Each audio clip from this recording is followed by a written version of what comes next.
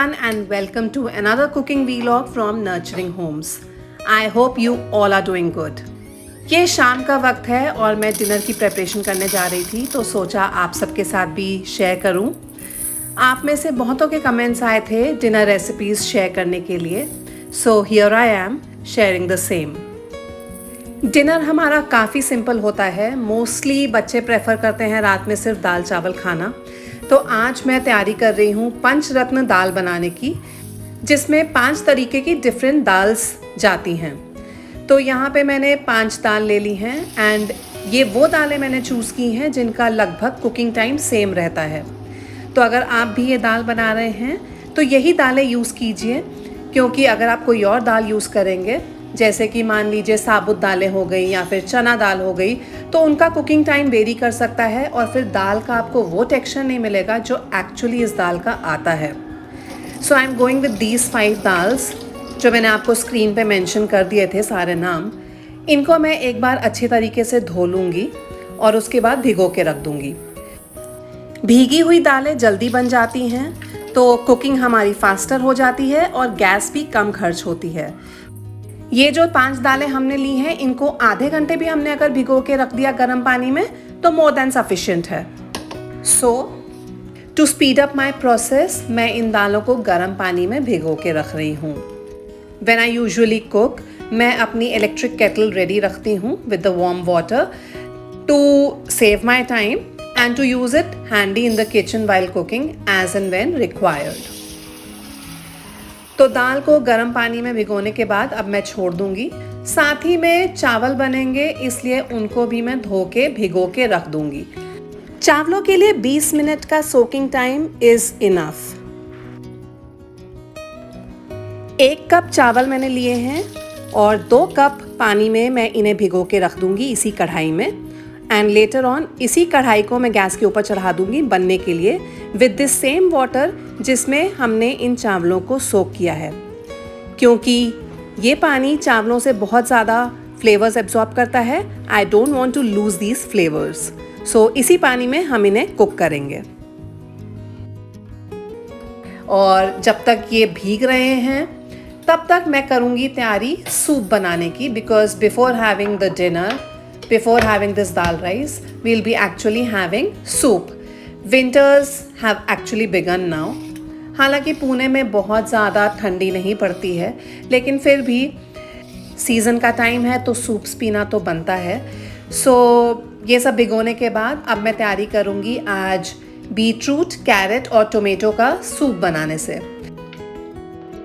Beetroot बहुत ज़्यादा बड़ी थी तो इसलिए मैंने थोड़ी सी बचा ली है जो मैं कहीं और यूज़ कर लूँगी। ये सूप बहुत ज़्यादा फ्लेवरफुल बनता है एंड नीडलेस टू से कि बहुत ज़्यादा हेल्दी भी है। विंटर्स के लिए परफेक्ट है।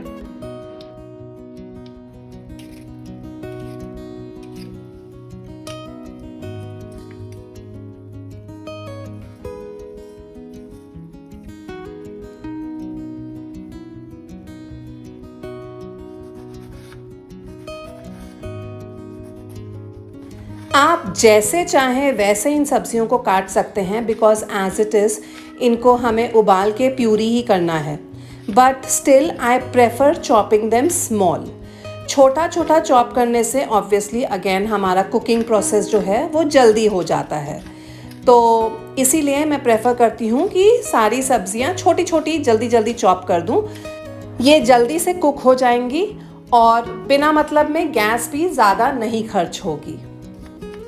मैंने ऑनलाइन ही सब्जियां मंगवाई थी, तो ये गाजर बहुत ज़्यादा मोटी निकली जब डिलीवर हुई थी। बट अगर आप जाके ख़रीदते हैं मार्केट में तो मेक श्योर कि आप पतली पतली गाजरें ही ख़रीदें, वो ज़्यादा अच्छी होती हैं, ज़्यादा फ्लेवरफुल होती हैं। फ़िलहाल मेरे पास यही थी तो मैं इसको भी छोटा छोटा काट लूँगी, जस्ट रफली चॉपिंग इट।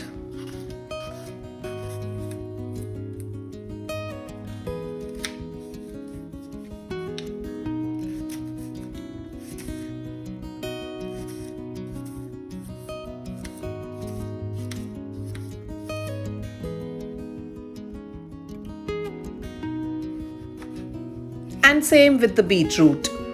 इसको भी मैं रफली छोटा छोटा ही चॉप कर लूंगी।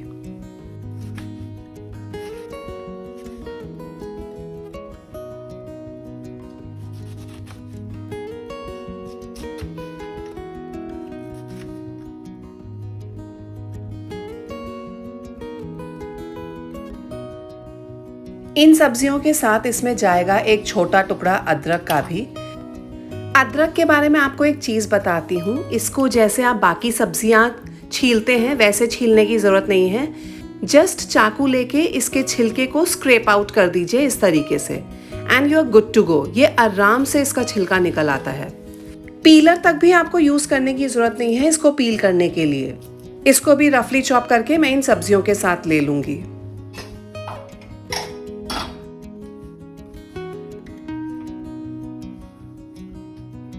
और अब मैं कुकर चढ़ा रही हूँ गैस के ऊपर। ये सभी सब्जियां जो हमने काट के रखी हैं प्लस द अदरक इसमें डाल दूंगी अब मैं।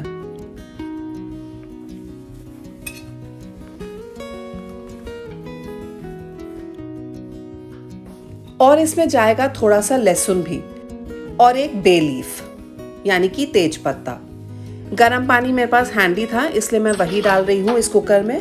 बस उतना पानी डालिए कि सब सब्जियां भीग जाएं और इस कुकर को हम बंद करके करीब 4 विसिल लगवा लेंगे।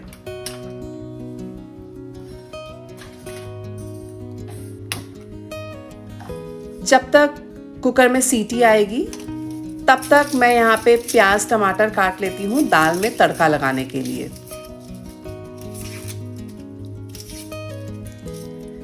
दाल में तड़के के लिए मैं ले रही हूँ एक मीडियम साइज का प्याज और एक बड़े साइज का टमाटर। प्याज टमाटर दोनों को ही मैं छोटा छोटा चॉप कर लूंगी। बहुत महीन नहीं और बहुत मोटा भी नहीं काटूंगी, जस्ट मीडियम साइज का चॉप करूंगी।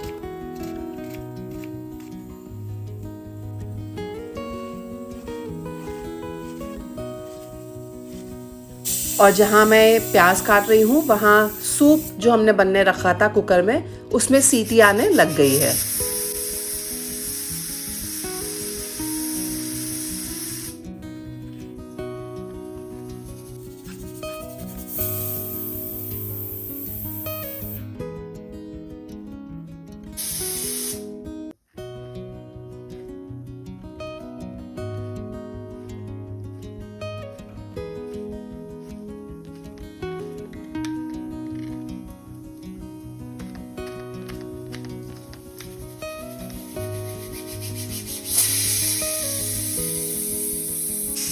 फाइनली चौथी सीटी भी आ गई है और मैं ये कुकर वाली गैस कर दूंगी बंद और स्टीम को अपने आप रिलीज होने दूंगी।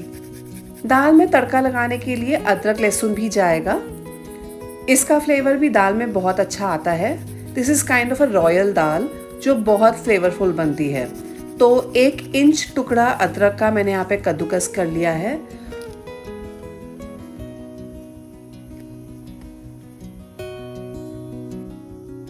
और कुछ पीसेस गार्लिक के यहाँ पे मैं क्रश करके ले लूंगी।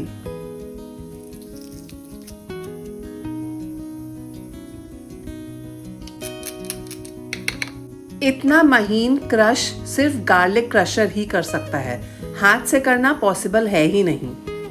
And with this prep work for our dal is also done. Steam पूरी रिलीज हो चुकी है। कुकर खोल के देख लेते हैं। सब्जियां बहुत अच्छे तरीके से गल चुकी हैं। तेज पत्ते की अब ज़रूरत नहीं है तो उसको मैं हटा के अब डिस्कार्ड कर दूंगी। उसका काम हो चुका है।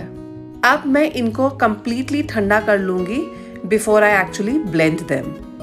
इन सभी सब्जियों को ब्लेंड करने के लिए मैं इलेक्ट्रिक हैंड ब्लेंडर का इस्तेमाल कर रही हूँ।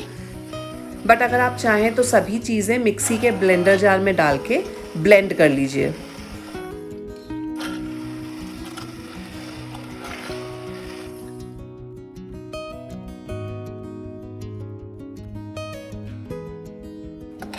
ये अच्छे तरीके से ब्लेंड हो गया है तो बस this work is done. Next हम इस मिक्सचर को छान लेंगे ताकि हमें एक बहुत ही स्मूथ क्रीमी मिक्सचर मिल जाए सूप का। बट ये छानना कम्प्लीटली ऑप्शनल है। If you don't want to lose on this fibre तो आप छानना स्किप भी कर सकते हैं and directly move to the next step. फ़िलहाल मैंने इस मिक्सचर को छान लिया है क्योंकि मेरे घर पे भी बच्चे ऐसे ही प्रेफर करते हैं। They want a very rich and एकदम creamy smooth texture of the soup, तभी वो आराम से पीते हैं। तो मैंने भी इस मिक्सचर को छान लिया है। कुकर में थोड़ा सा पानी मैंने और डाला है ताकि वेस्टेज ना हो, और ये पूरी चीज़ मैं छन्नी में लेके छान लूँगी।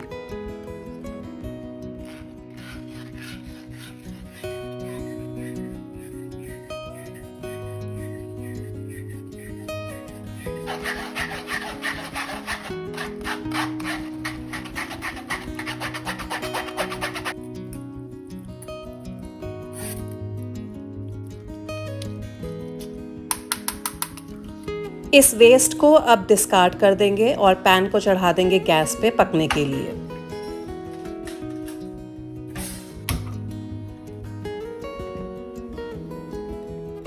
इसको अब बहुत ज़्यादा टाइम नहीं लगेगा पकने में, बस एक उबाला ही मैं इसको दूंगी। इसमें मैं डाल रही हूँ नमक एज पर टेस्ट और थोड़ा सा काली मिर्च का पाउडर। इसमें और कोई स्पाइस नहीं जाएगा, दैट इज़ इट। इसको अच्छे से कर लेंगे हम मिक्स और बस एक बॉईल आने देंगे।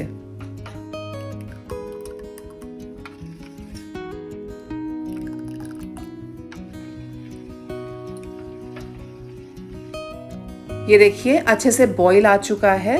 This is done. अगर आपको ये मिक्सचर बहुत ज़्यादा थिक लगे तो थोड़ा सा पानी डाल के इसे पतला कर लीजिए, but otherwise this is good to go now.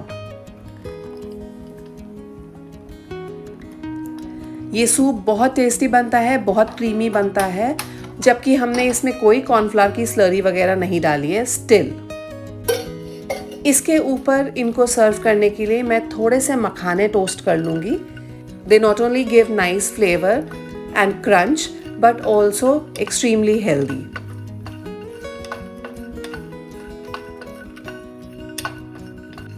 बस बहुत ज़रा सा हमने घी लिया है और ये मखाने टोस्ट होके रेडी हो गए हैं।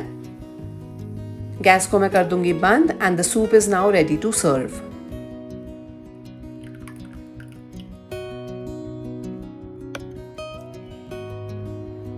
क्रीम ऊपर से डालना is completely optional. It's just to make the soup look very nice and appetising. और ऊपर से जाएंगे हमारे टोस्टेड मखाने। ये भी ऑप्शनल है, आप चाहें तो स्किप भी कर सकते हैं। And with this our very delicious and healthy soup is ready.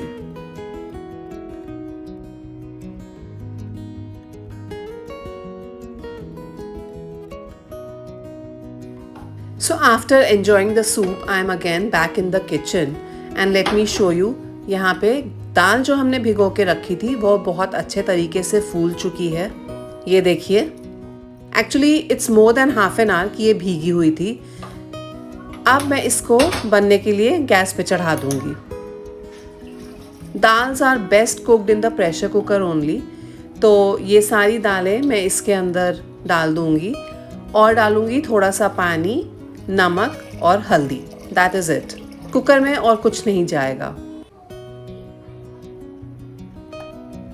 इसको कुकर बंद करके हम 3 विसल दिलवा देंगे।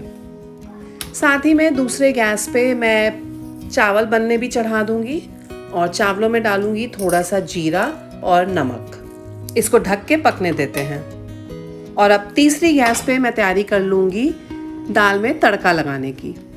पैन में मैं ले लूंगी घी। ये एक तरीके की रॉयल दाल है, बहुत फेमस दाल है और बहुत फ्लेवरफुल बनती है। आई वुड रेकमेंड कि आप इसको घी में ही बनाइए। It just takes the taste to another level. सबसे पहले मैं इसमें डालूंगी अब हींग, तेज पत्ता और जीरा। 2 साबुत लाल मिर्चें ली हैं मैंने, जो इस तरीके से तोड़ के डालूंगी मैं इसमें। आप चाहें तो इसकी जगह स्लिट करके ग्रीन चिलीज भी डाल सकते हैं। सभी चीज़ों को कुछ सेकेंड्स के लिए हम अच्छे से सौटे कर लेंगे और फटाफट से अब इसमें अदरक, लहसुन, प्याज जो हमने काट के रखा था, ये तीनों चीज़ें एक साथ ही डाल देंगे।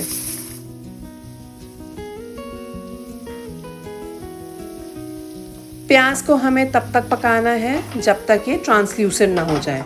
बहुत ज़्यादा ब्राउन हमें इन्हें नहीं करना है।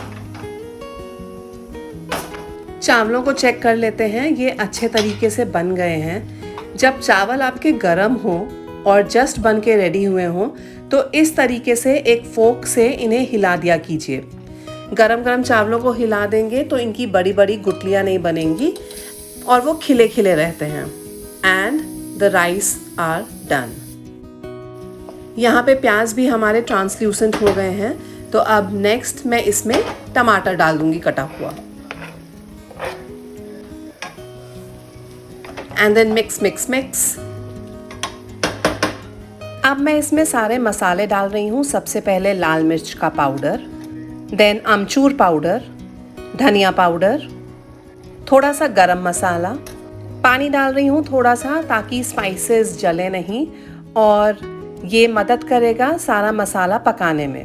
प्याज, टमाटर और ये सारे मसाले अब हमें तब तक पकाने हैं जब तक कि ये एक सार ना हो जाए पूरा मिक्सचर, ऑयल रिलीज़ ना हो जाए और ये मसाला पैन के साइड्स छोड़ नहीं देता। ढक के पकाएंगे to speed up the process. यहाँ पे दाल में भी 3 विसल हो चुकी हैं, स्टीम अपने आप रिलीज हो चुकी है। And here is the perfect texture of the dal. ये बिल्कुल परफेक्टली गली है, इसमें हमें और कुछ भी नहीं करना है। यहाँ पे मसाला चेक कर लेते हैं। This also seems to be nicely done. अगर आपको अभी भी मोटे मोटे टुकड़े नज़र आए टमाटर के तो आप उसे करछी की मदद से स्मैश डाउन कर सकते हैं। फॉर नाउ ये बहुत अच्छे से मसाला बन चुका है। अब हम इसमें अपनी गली हुई दाल डाल देंगे तुरंत ही। अच्छे से मिक्स कर लीजिए और एक अच्छे से फुल बॉईल आने दीजिए और ये दाल बन के रेडी हो जाएगी। अगर लगे कि बहुत गाढ़ी दाल बनी है और राइस के साथ आपको थोड़ी पतली पतली दाल चाहिए तो फिर आप इसमें थोड़ा सा पानी डाल के इसे पतला कर लीजिए। ये दाल बहुत ज़्यादा अच्छी बनती है दैन द रेगुलर अरहर या चने की दाल जो जनरली हम बनाते हैं। ये वाली दाल is full of flavours and मेरी फेवरेट है, so do give it a try.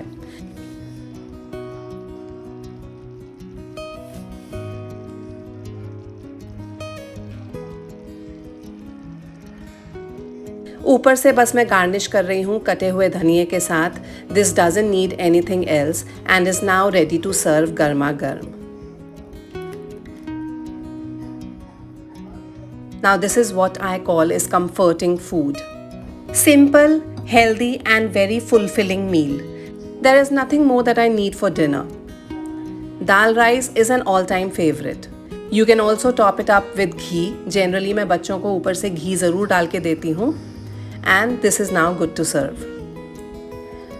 आज का वीलॉग और आज की रेसिपीज़ आपको कैसी लगी मुझे नीचे कमेंट सेक्शन में लिख के ज़रूर बताइएगा। And if there is any specific demand, आप अगर कोई स्पेसिफिक रेसिपी देखना चाहते हैं तो वो भी मुझे नीचे कमेंट्स में लिख के ज़रूर बताइएगा। फॉर नाउ आज के वीलॉग से मैं करती हूँ अलविदा। मिलूँगी आपसे जल्द ही अपने अगले वीलॉग में। अगर आपको आज का वीलॉग पसंद आया हो तो इसे लाइक ज़रूर कीजिएगा and do share it with your friends and family if you feel this one is helpful for them too. If you are watching us for the first time, do consider subscribing and hit the bell icon next to it so you are notified every time we upload our new videos. Thank you for now. Keep smiling, keep watching, and I'll be back with another one soon. Bye-bye.